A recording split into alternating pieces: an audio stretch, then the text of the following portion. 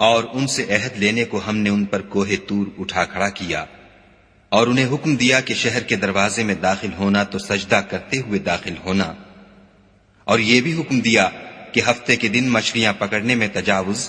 یعنی حکم کے خلاف نہ کرنا، غرض ہم نے ان سے مضبوط عہد لیا۔ لیکن انہوں نے عہد کو توڑ ڈالا تو ان کے عہد توڑ دینے اور خدا کی آیتوں سے کفر کرنے اور انبیاء کو ناحق مار ڈالنے اور یہ کہنے کے سبب کہ ہمارے دلوں پر پردے پڑے ہوئے ہیں، خدا نے ان کو مردود کر دیا، اور ان کے دلوں پر پردے نہیں ہیں بلکہ ان کے کفر کے سبب خدا نے ان پر مہر کر دی ہے،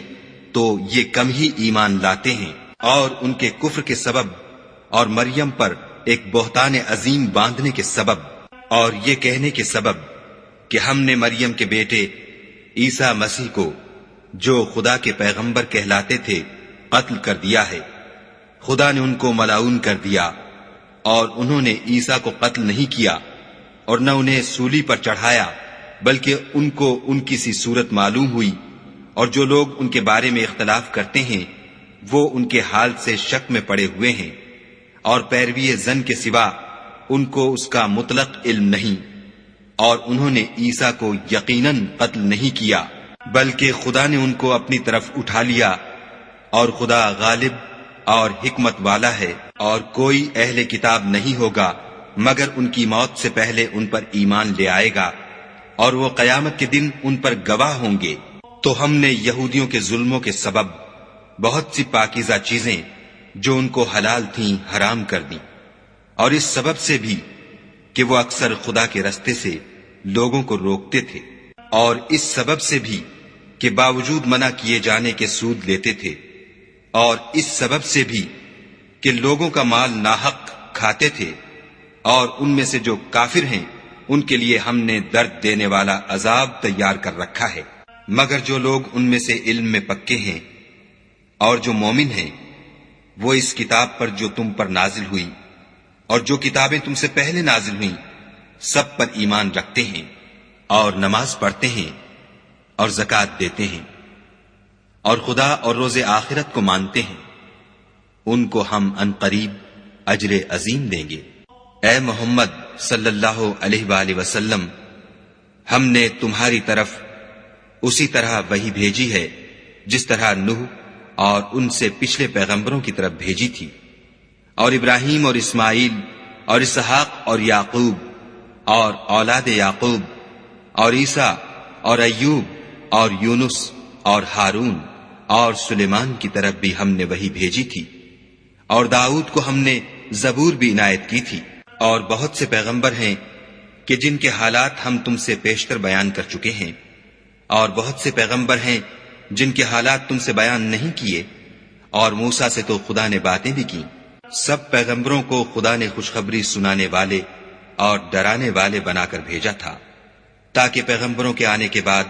لوگوں کو خدا پر الزام کا موقع نہ رہے،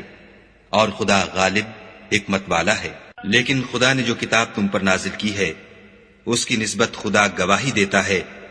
کہ اس نے اپنے علم سے نازل کی ہے، اور فرشتے بھی گواہی دیتے ہیں،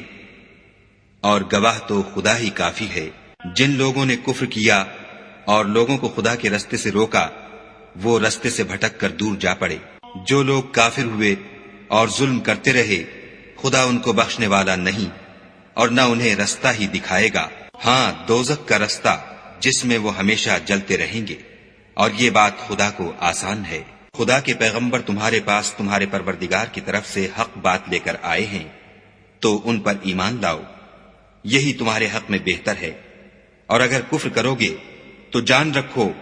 کہ جو کچھ آسمانوں اور زمین میں ہے سب خدا ہی کا ہے، اور خدا سب کچھ جاننے والا اور حکمت والا ہے۔ اے اہل کتاب، اپنے دین کی بات میں حد سے نہ بڑھو، اور خدا کے بارے میں حق کے سوا کچھ نہ کہو۔ مسیح یعنی مریم کے بیٹے عیسیٰ نہ خدا تھے نہ خدا کے بیٹے، بلکہ خدا کے رسول اور اس کا کلمہ بشارت تھے، جو اس نے مریم کی طرف بھیجا تھا، اور اس کی طرف سے ایک روح تھے۔ تو خدا اور اس کے رسولوں پر ایمان لاؤ، اور یہ نہ کہو کہ خدا تین ہیں، اس اعتقاد سے باز آؤ کہ یہ تمہارے حق میں بہتر ہے۔ خدا ہی معبود واحد ہے، اور اس سے پاک ہے کہ اس کی اولاد ہو. جو کچھ آسمانوں میں اور جو کچھ زمین میں ہے سب اسی کا ہے، اور خدا ہی کارساز کافی ہے. مسیح اس بات سے آر نہیں رکھتے کہ خدا کے بندے ہوں، اور نہ مقرب فرشتے آر رکھتے ہیں. اور جو شخص خدا کا بندہ ہونے کو موجب آر سمجھے اور سرکشی کرے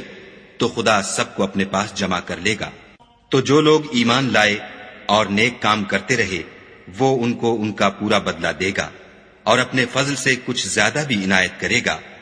اور جنہوں نے بندہ ہونے سے آر و انکار اور تکبر کیا ان کو وہ تکلیف دینے والا عذاب دے گا، اور وہ خدا کے سوا اپنا حامی اور مددگار نہ پائیں گے.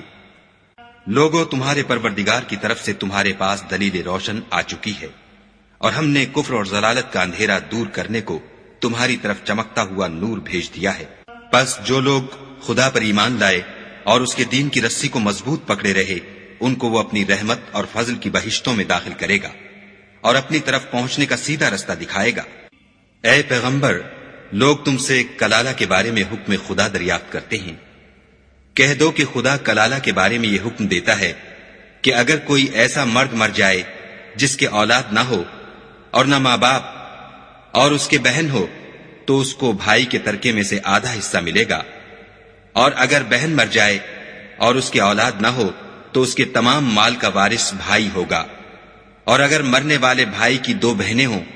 تو دونوں کو بھائی کے ترکے میں سے 2/3. اور اگر بھائی اور بہن یعنی مرد اور عورتیں ملے جلے وارث ہوں تو مرد کا حصہ 2 عورتوں کے حصے کے برابر ہے. یہ احکام خدا تم سے اس لیے بیان فرماتا ہے کہ بھٹکتے نہ پھرو، اور خدا ہر چیز سے واقف ہے.